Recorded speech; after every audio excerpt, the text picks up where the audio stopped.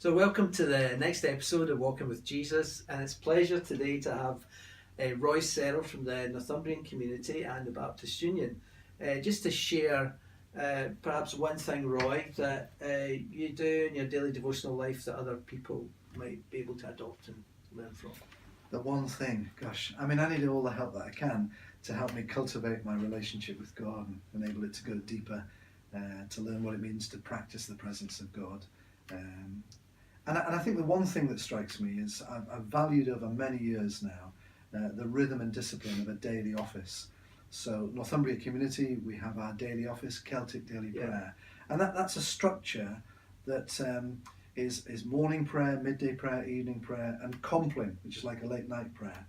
And the morning prayer really helps me. It has a structure of, it reminds me why I've got out of bed this morning. Mm-hmm. I'm here to seek God, to love God, and to serve God. From the Psalms, and then I'm confronted with a piece of scripture, 3 short pieces of scripture, usually from the Psalms, mm-hmm. sometimes the Old Testament, always a Gospel, sometimes a New Testament. And then you get short little pieces of scripture, and then you get a reflection and a meditation, and then a prayer. And the whole of the office takes about 15-20 minutes. Mm-hmm. It's on my laptop. People can buy the book, Celtic Daily Prayer, volumes 1 and 2, and you can get that from any good Christian bookshop or secular bookshop. You can also go to Northumbria Community website, which we benefit more from if you go to that. You produce it in a wee card as well. I've seen it on there. Oh yeah, there's all kinds. There's an app that's been developed by HarperCollins now. All right. For me, I've got it on my laptop because you know what emails are like. They just come in their hundreds. So I open my laptop on a morning, and actually the first thing that I'm confronted with is the monastic rhythm of the daily office. And it just puts all the emails and all the work into a proper context. Yeah. And how does that work for you throughout the day? You do that in the morning. How does it kind of feed into your daily rhythm? Well, it's just like eating. In order to live healthy lives, we've got to eat appropriately. So I'm feeding on scripture.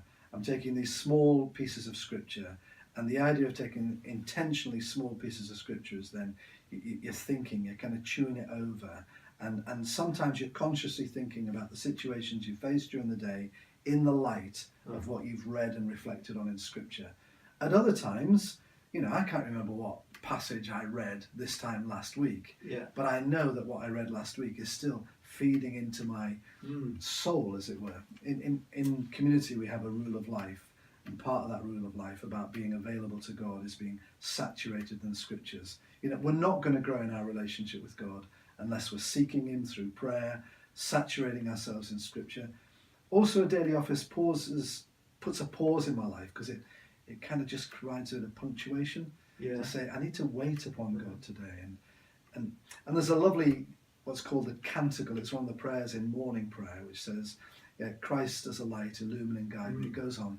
Be in the heart of each to whom I speak, in the heart of Glenn, in the mouth of each who speaks unto me. May Glenn speak, may Christ speak through me. And it's actually just about, it's getting rid of this sacred secular divide, as if we do the devotional bit and we do the spiritual bit and then we get on with life.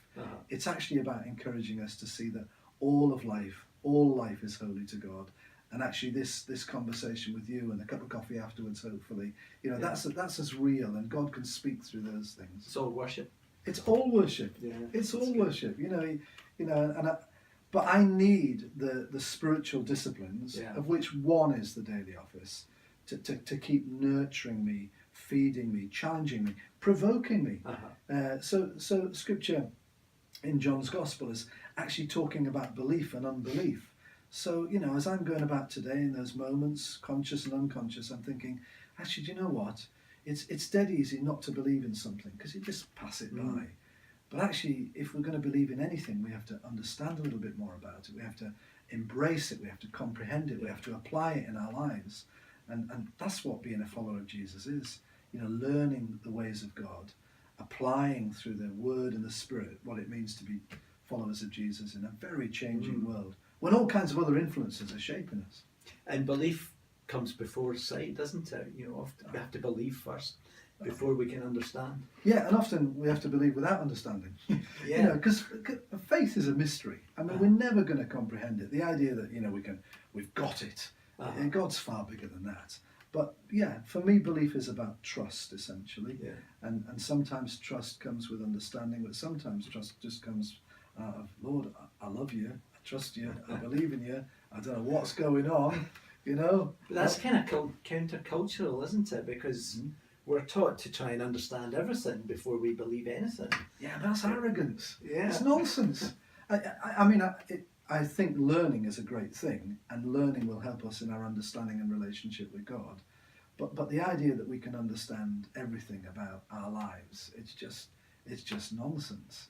You know, I mean, in the monastic tradition, they talk about novices, and we're all novices. Yeah. You know, we're all just the William Barclay thing. Lord, I love you a little, but I want to love you more. Yeah. I've been a Christian for 40 years. That's still my prayer. Yeah. And the word for disciple in the New Testament is kind of the word for learner, isn't it? It's absolutely like apprentice. Yeah, Yeah. absolutely. And we are apprentices, but we're apprentices to a great master. Oh, that's great. And the whole thing about just learning day by day, kind of eating the book, you find that a helpful discipline? I find it a really helpful discipline. I mean, it's not a chore when life is good and faith is easy, but I just find that the discipline. I mean, years ago, it was a physical discipline. Getting hold of the book, Yeah. Celtic Daily Prayer, volume 1 or 2, it was a discipline to do it.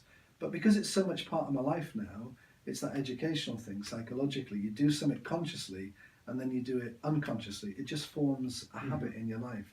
I find it an incredible, helpful framework. And it triggers my thinking, it kind of nurtures my heart. You know, it causes me to pray for other people on a regular basis, because the daily office will has times for prayer for others and intercession, not only for my life, but for the world, for the church of which I'm a part. It also, what's lovely for me is a daily office with accompanying prayer guide means that right across the world today, I can envisage companions and friends of the community who are reading the same scripture, you know, reflecting on the same things and applying it among American Indians in the States. Part of the body. Part of the body, absolutely. Yeah. And to me, that kind of connects with my fellow Christians. So, yeah, it's a good thing. That's great. Thanks, Roy. So get your hands on Celtic Daily Prayers or download the app and dive into God's Word. Thanks.